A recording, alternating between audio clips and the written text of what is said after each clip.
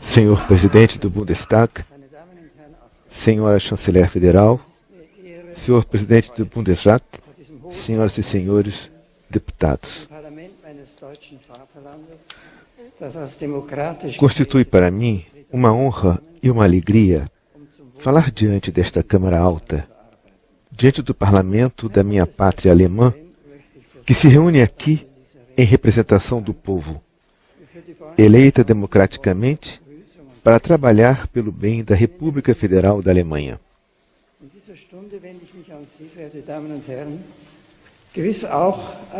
Quero agradecer ao senhor, presidente do Bundestag, o convite que me fez para pronunciar este discurso. E também as amáveis palavras de boas-vindas e de apreço com que me acolheu. Neste momento, dirijo-me a vós, prezados senhores e senhoras, certamente também como concidadão, que se sente ligado por toda a vida às suas origens e acompanha solidariamente as vicissitudes da pátria alemã. Mas o convite para pronunciar este discurso foi-me dirigido a mim como Papa, como Bispo de Roma, que carrega a responsabilidade suprema da Igreja Católica.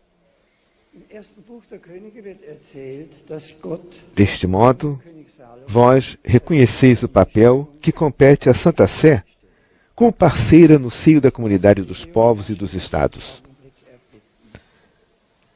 Na base desta minha responsabilidade internacional, quero propor-vos algumas considerações sobre os fundamentos do Estado liberal de direito.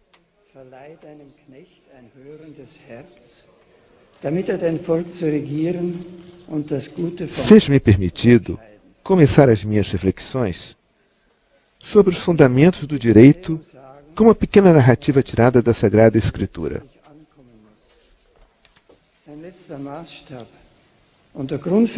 Conta-se, no primeiro livro dos Reis, que Deus concedeu ao jovem rei Salomão fazer um pedido por ocasião da sua entronização. Que irá pedir o jovem soberano neste momento tão importante? Sucesso, riqueza, uma vida longa, a eliminação dos inimigos? Não pede nada disso, mas sim, concede ao teu servo um coração dócil, para saber administrar a justiça ao teu povo e discernir o bem do mal. Com esta narração, a Bíblia quer indicar-nos o que deve, em última análise, ser importante para um político. O seu critério último e a motivação para o seu trabalho como político não deve ser o sucesso e, menos ainda, o lucro material. A política deve ser um compromisso em prol da justiça e, assim, criar as condições de fundo para a paz. Naturalmente, um político procurará o sucesso, que de per si lhe abre a possibilidade de uma ação política efetiva. Mas o sucesso há de estar subordinado ao critério da justiça, à vontade de atuar o direito e à inteligência do direito. É que o sucesso pode tornar-se também um aliciamento, abrindo assim a estrada à falsificação do direito, à destruição da justiça. Se põe de parte o direito em que se distingue então o Estado de uma grande banda de salteadores, sentenciou uma vez Santo Agostinho. Nós, alemães, sabemos pela nossa experiência que estas palavras não são um fútil espantalho. Experimentamos a separação entre o poder e o dinheiro. O poder colocar-se contra o direito. O seu espezinhar o direito, de tal modo que o Estado se tornara um instrumento para a destruição do direito. Tornara-se uma banda de salteadores muito bem organizada, que podia ameaçar o mundo inteiro e impedi-lo até a beira do precipício, e impeli-lo até a beira do precipício. Servir o direito e combater o domínio da injustiça é, e permanece, a tarefa fundamental do político, No momento histórico em que o homem adquiriu um poder até agora impensável, esta tarefa torna-se particularmente urgente. O homem é capaz de destruir o mundo. Pode manipular-se a si mesmo. Pode, por assim dizer, criar seres humanos e excluir outros seres humanos de serem homens. Como reconhecemos o que é justo? Como podemos distinguir entre o bem e o mal, entre o verdadeiro direito e o direito apenas aparente? O pedido de Salomão permanece a questão decisiva perante a qual se encontram também hoje o homem político e a política. Grande parte da matéria que se deve regular juridicamente pode ter por critério suficiente o da maioria. Mas é evidente que nas questões fundamentais do direito, em que está em jogo a dignidade do homem e da humanidade, o princípio maioritário não basta. No processo de formação do direito, cada pessoa que tem responsabilidade deve ela mesma procurar os critérios da própria orientação. No século III, o grande teólogo Orígenes justificou assim a resistência dos cristãos a certos ordenamentos jurídicos em vigor. Se alguém se encontrasse no povo de Cícia, que tem leis irreligiosas, e fosse obrigado a viver no meio deles, estes agiriam, sem dúvida, de modo muito razoável, sem em nome da lei e da verdade, que precisamente no povo de Cícia é ilegalidade, formar-se juntamente com outros que tenham a mesma opinião, associações mesmo contra o ordenamento em vigor. Com base nesta convicção, os combatentes da resistência agiram contra o regime nazista e contra outros regimes totalitários, prestando assim um serviço ao direito e à humanidade inteira. Para estas pessoas, era evidente de modo incontestável que, na realidade, o direito vigente era injustiça. Mas nas decisões de um político democrático, a pergunta sobre o que corresponda agora à lei da verdade, o que seja verdadeiramente justo e possa tornar-se lei, não é igualmente evidente. Hoje, de fato, não é de per si evidente aquilo que seja justo e possa tornar-se direito vigente relativamente às questões antropológicas fundamentais. Há a questão de saber como se possa reconhecer aquilo que verdadeiramente é justo e, deste modo, servir a justiça na legislação.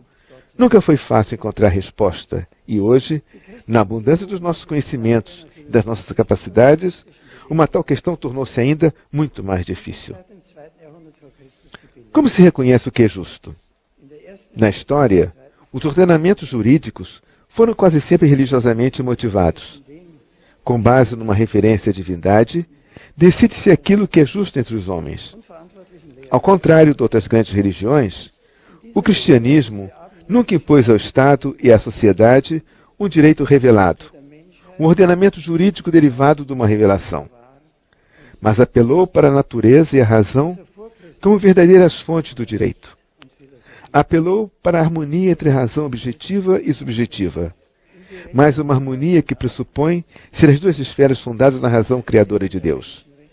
Deste modo, os teólogos cristãos associaram-se ao movimento filosófico e jurídico que estava formado já desde o século II.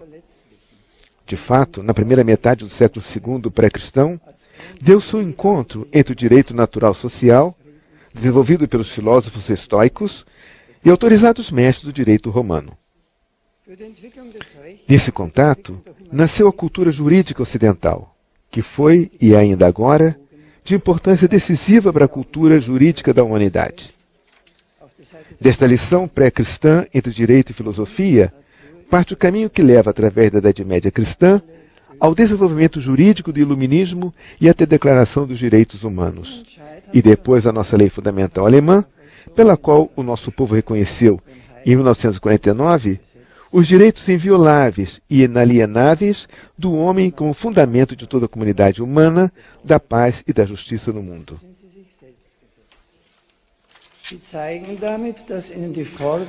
Foi decisivo para o desenvolvimento do direito e o progresso da humanidade que os teólogos cristãos tivessem tomado posição contra o direito religioso requerido pela fé nas divindades e se tivessem colocado da parte da filosofia, reconhecendo como fonte jurídica válida para todos a razão e a natureza na sua correlação. Essa opção realizara já São Paulo, quando afirma na Carta aos Romanos: quando os gentios que não têm a lei, a Torá de Israel, por natureza agem segundo a lei, eles são lei para si próprios. Estes mostram que o que a lei manda praticar está escrito nos seus corações, como resulta do testemunho da sua consciência. Aqui aparecem os dois conceitos fundamentais de natureza e de consciência, sendo aqui a consciência o mesmo que o coração dócil de Salomão, a razão aberta à linguagem do ser.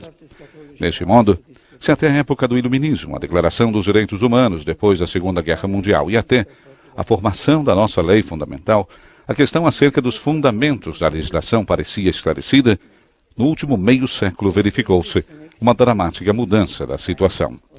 Hoje considera-se a ideia do direito natural uma doutrina católica bastante singular, sobre a qual não valeria a pena discutir fora do âmbito católico, de tal modo que quase se tem vergonha mesmo só de mencionar o termo. Queria brevemente indicar como se veio a criar essa situação. Antes de mais nada, é fundamental a tese segundo a qual haveria entre o ser e o dever ser um abismo intransponível. Do ser não poderia derivar um dever, porque se trataria de dois âmbitos absolutamente diversos. A base de tal opinião é a concepção positivista, quase geralmente adotada hoje, de natureza e de razão. Se considera a natureza, no dizer de Hans Kelsen, um agregado de dados objetivos, unidos uns aos outros como causas e efeitos, então realmente dela não pode derivar qualquer indicação que seja de algum modo de caráter ético. Uma concepção positivista de natureza que compreende a natureza de modo puramente funcional, tal como a explicação às ciências naturais, não pode criar qualquer ponte para a ética e o direito, mas suscitar de novo respostas apenas funcionais. Entretanto, o mesmo vale para a razão numa visão positivista, que é considerada por muitos como a única visão científica. Segundo ela, o que não é verificável ou falsificável não entra no âmbito da razão em sentido estrito. Por isso, a ética e a religião devem ser atribuídas ao âmbito subjetivo, caindo fora do âmbito da razão no sentido estrito do termo. Onde vigora o domínio exclusivo da razão positivista, e tal é, em grande parte, o caso da nossa consciência pública, as fontes clássicas de conhecimento da ética e do direito são postas fora de jogo. Esta é uma situação dramática que interessa a todos e sobre a qual é necessário um debate público. Convidar urgentemente para ele é uma intenção essencial desse discurso. O conceito positivista de natureza e de razão, a visão positivista do mundo, é, no seu conjunto, uma parcela grandiosa do conhecimento humano e da capacidade humana, à qual não devemos de modo algum renunciar. Mas ela mesma, no seu conjunto, não é uma cultura que corresponda e seja suficiente ao ser humano em toda a sua amplitude. Onde a razão positivista se considera como a única cultura suficiente, relegando todas as outras realidades culturais para o estado de subculturas, aquela diminui o homem, antes ameaça a sua humanidade. Digo isso pensando precisamente na Europa, onde vastos ambientes procuram reconhecer apenas o positivismo como cultura comum e como fundamento comum para a formação do direito, enquanto todas as outras convicções e os outros valores da nossa cultura são reduzidos ao estado de uma subcultura.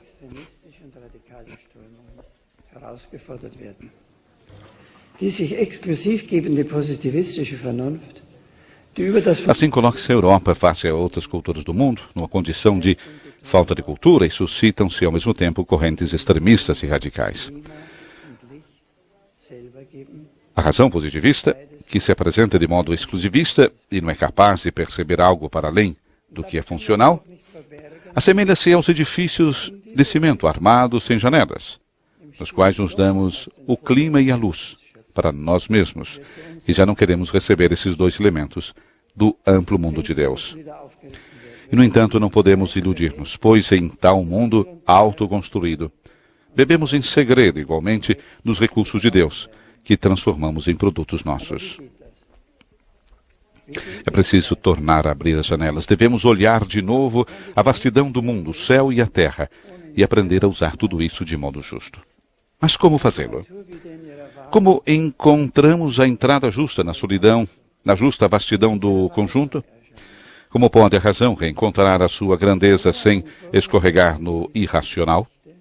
Como pode a natureza aparecer novamente na sua verdadeira profundidade, nas suas exigências e com as suas indicações?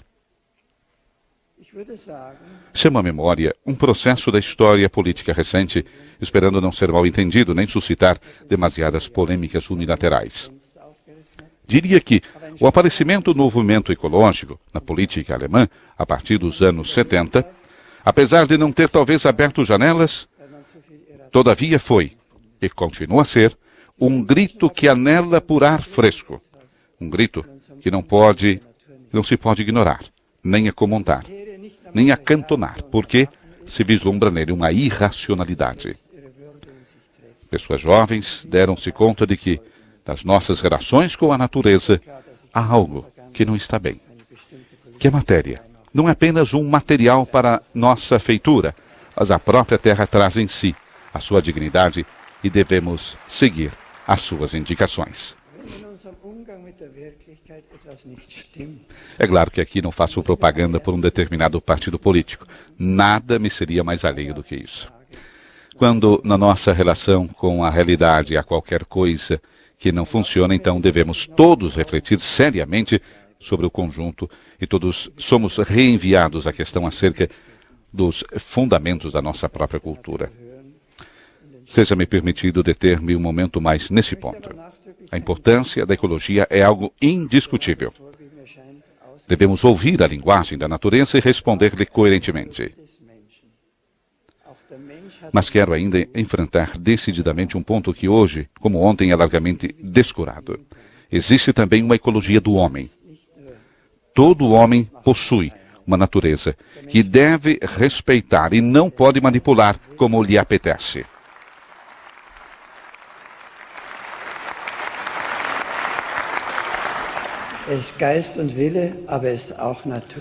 O homem não é apenas uma liberdade que se cria por si própria. O homem não se cria a si mesmo. Ele é espírito e vontade, mas é também natureza. E a sua vontade é justa quando ele escuta a natureza, respeita-a, e quando se aceita a si mesmo por aquilo que é, e não se criou por si mesmo. A si mesmo, e só assim, é que se realiza a verdadeira liberdade humana. Voltemos aos conceitos fundamentais de natureza e razão, de onde partíramos.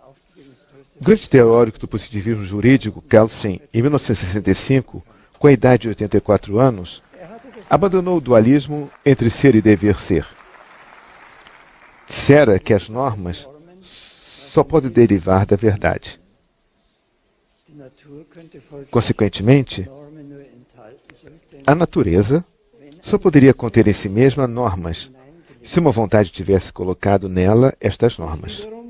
Entretanto, isto pressuporia um Deus criador, cuja vontade se inseriu na natureza. Discutir sobre a verdade desta fé é absolutamente vão. Observa ele a tal propósito. Mas sê-lo-á verdadeiramente? Apetece-me perguntar. É verdadeiramente desprovido de sentido refletir se a razão objetiva que se manifesta na natureza não pressupõe uma razão criadora, um creator spiritus? Aqui deveria vir em nossa ajuda o patrimônio cultural da Europa. Foi na base dessa convicção sobre a existência de um Deus criador que se desenvolveram a ideia dos direitos humanos, a ideia da igualdade de todos os homens perante a lei, o conhecimento da inviolabilidade da dignidade humana em cada pessoa e a consciência da responsabilidade dos homens pelo seu agir. Estes conhecimentos da razão constituem a nossa memória cultural. Ignorá-la ou considerá-la como mero passado seria uma amputação da nossa cultura no seu todo e privá-la-ia da sua integralidade. A cultura da Europa nasceu do encontro de Jerusalém, Atenas e Roma.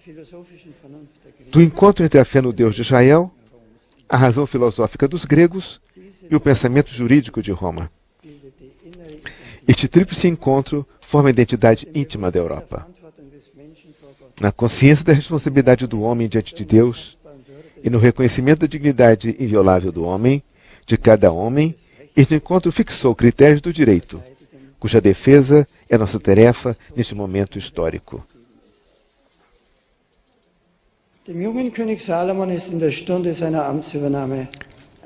Ao jovem rei Salomão, na hora de assumir o poder, foi concedido formular um seu pedido. Que sucederia se nos fosse concedido a nós, legisladores de hoje, fazer um pedido? O que é que pediríamos?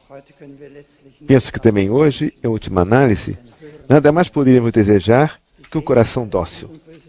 A capacidade de distinguir o bem do mal e, deste modo, estabelecer um direito verdadeiro, servir a justiça e a paz. Obrigado pela vossa atenção.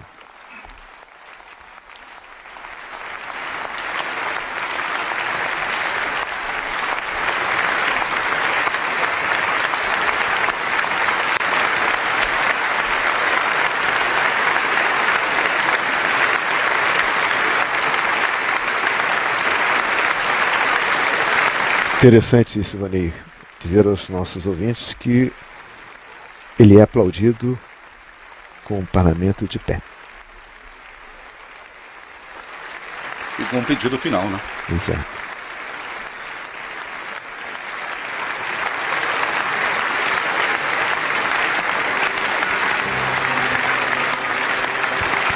Participamos também nós dessas palmas do parlamento. Animal ao Santo Padre.